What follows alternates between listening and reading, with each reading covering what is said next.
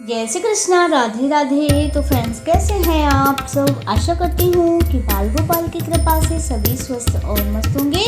तो फ्रेंड्स, ये रहा कुछ हमारी कल एकादशी का पूजा, माता तुलसी, शालिग्राम सभी की मैंने इस तरीके से कुछ पूजा अर्चना की।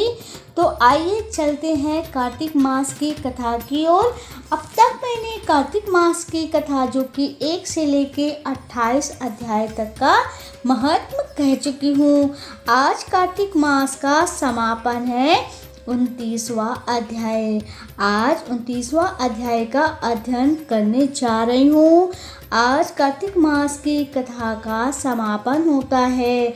अगर आप सभी कार्तिक मास का कथा शुरू से लेके समापन तक सुनना चाहते हैं तो आप हमारी वीडियो में चैनल में विजिट करके अध्याय 1 से लेकर के 29वां अध्याय तक का कथा का श्रवण कर सकते हैं। तो आइए चलिए शुरू करते हैं कार्तिक मास का 29वां अध्याय। तो अगर आप सभी को आज यह कार्तिक मास का 29वां अध्याय पसंद आए तो कमेंट में जय श्री हरि विष्णु जरूर लिखिएगा और वीडियो को ज़्यादा से ज़्यादा शेयर कीजिएगा, जिससे कि इस कथा का महत्व और भी लोग सुन सकें। तो चलिए शुरू करते हैं कार्तिक मास का आखिरी अध्याय 29वां अध्याय। बोलिए वृंदावन बिहारी लाल की जय, माता तुलसी की जय, भगवान कृष्ण की जय, बाके बिहारी लाल की जय, विष्णु भगवान की जय, लक्ष्मी मैया की जय। जो भी ये कथा सुन रहा हो अथवा किसी को सुना रहा हो और अब तक जिसने भी पूरी कथा का श्रवण किया, भगवान उनकी सभी मनोकामनाएं पूर्ण करे, उनकी सारी आशाएं जो कि पूर्ण करें, उनके जीवन में हर प्रकार के खुशियों का वास हो। तो चलिए शुरू करते हैं। जो कि कल मैंने सुनाया था कि लास्ट में कि क्यों नहीं पीपल की पूजा इस दिन करनी चाहिए। तो आज इस कथा के श्रवण में निकलेगा, जिसने भी मेरी कथा सुनी होगी 28वां अध्याय, तो उसमें निकला था कि पीपल की पूजा इस दिन करनी चाहिए और इस दिन नहीं करनी चाहिए। कथा का समापन वहीं पे हो गया था। तो आज जो कि कथा आरंभ हो रही है और कथा के आरंभ में आज मैं बताऊंगी कि पीपल की पूजा इस दिन क्यों नहीं करनी चाहिए और इस दिन करनी चाहिए। तो चलिए शुरू करते हैं कार्तिक मास के व्रत की कथा। ऋषि बोले, हे सूत जी, ये पीपल छूने योग्य क्यों है और शनिवार के दिन क्यों छुआ जाता है? सूत जी बोले, समुद्र मंथन में जो रत्न देवताओं को मिले उसमें से लक्ष्मी और कौसुंभ मणि विष्णु को मिले। जब विष्णु ने लक्ष्मी जी को अपनी भार्या के रूप में स्वीकार किया तब लक्ष्मी ने भगवान से प्रार्थना करी और लक्ष्मी बोली, मुझसे बड़ी बहन जो कि विवाह के लिए बैठी हैं, तो मैं विवाह कैसे कर सकती हूँ? पहले हे मधुसूदन, मेरी बड़ी बहन अलक्ष्मी का विवाह करें, फिर मेरे संग विवाह करें। यही सनातन सत्य और सनातन धर्म है।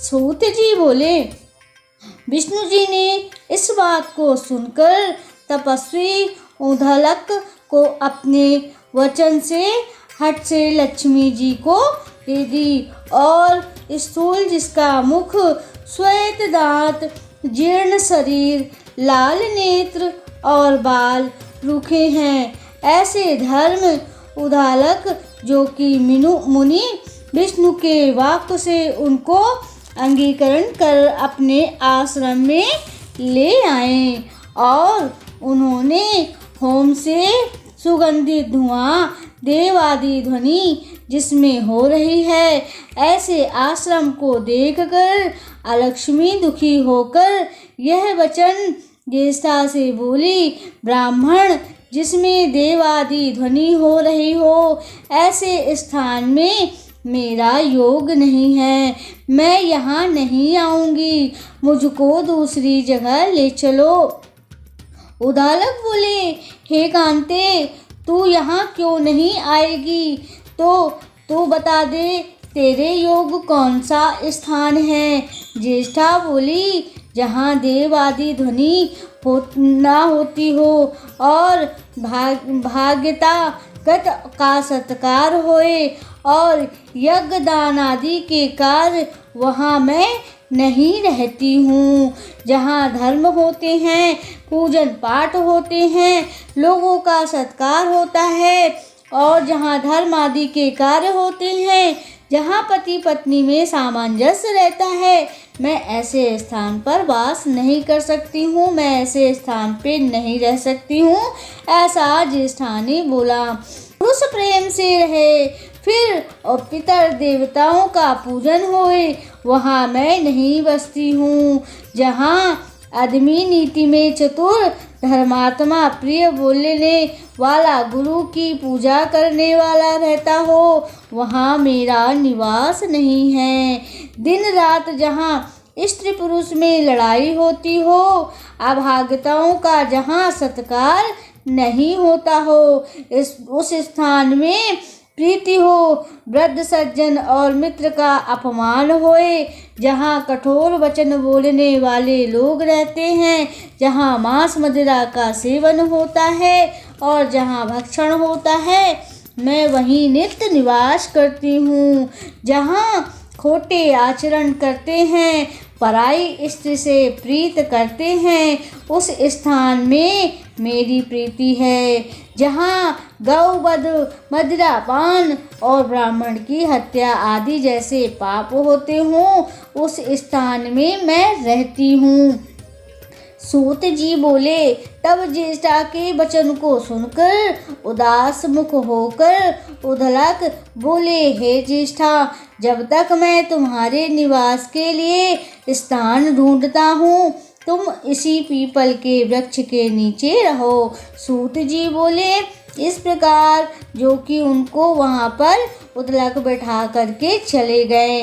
वह बहुत देर तक उनकी वाट देखती रही, पर दर्शन न हुए। फिर स्वामी के त्याग से दुखी होकर विलाप करने लगी। उसके विलाप को सुन लक्ष्मी जी ने वैकुंठ में जब सुना, लक्ष्मी जी ने व्याकुल होकर विष्णु भगवान से निवेदन किया, हे स्वामी, मेरी बड़ी बहन पति के त्याग से दुखी है। कृपालु, जो तुमको प्यारी हूँ तो उसे जाकर समझाओ। सूत जी बोले। तब भगवान लक्ष्मी सहित वहाँ पधारे और जो कि समझाते हुए बोले, हे लक्ष्मी, पीपल की जड़ का सहारा लेकर तुम यहीं सदा रहो।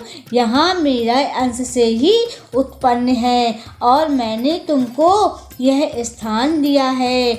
यहाँ प्रतिवर्ष तुम्हारा पूजन होगा। उनके घर में लक्ष्मी जाएंगी जो तुम्हारी पूजा करेंगी और बहन का आंचल होकर स्त्रियां तुमको अनेकों प्रकार से भेंट दे करके पूजन करेंगी। धूप दीप से जो तुम्हारा पूजन करेगा उससे लक्ष्मी प्रसन्न होंगी। कृष्ण और सत्यभामा तथा नारद और पृथु के संवाद मैंने कथन किया और पूछो जो मैं कहूँ। इस वचन को सुनकर ऋषि मंद मंद मुस्काने लगे और वे आपस में कुछ नहीं बोले और चुपचाप से बैठ गए। सब शांत चित होकर ब्रह्मादिक आश्रम के दर्शन के लिए गए। जो इस कथा को सुनेगा अथवा किसी को सुनावेगा, कथा सुनने और सुनाने वालों को भगवान विष्णु के चरणों में जगह प्राप्त होगी। भगवान विष्णु उनसे प्रसन्न होंगे। तो फ्रेंड्स, ये तो थी कार्तिक मास के व्रत के समापन की कथा। आज से कार्तिक मास के व्रत का समापन होता है। मैंने पूरे 1 से लेकर के 29वें अध्याय तक की कार्तिक मास की कथा का महत्व सुनाया। तो आशा करती हूँ कि आप सभी को आज ये कार्तिक मास के समापन की कथा अवश्य ही पसंद आई होगी। अगर कथा पसंद आई और आप लोग इस चैनल में देख रहे हैं तो प्लीज़ चैनल को सब्सक्राइब करना मत भूलिएगा, और अगर आप फेसबुक पेज में देख रहे हैं तो पेज को फॉलो कर लीजिएगा, लाइक कमेंट और शेयर भी कीजिएगा, नोटिफिकेशन के बटन को ऑल जरूर कीजिएगा, जिससे हमारी सभी वीडियो आप तक पहुंचती रहें। अपना बहुत ख्याल रखिएगा। हम फिर से मिलेंगे एक नई वीडियो और एक नई जानकारी के साथ।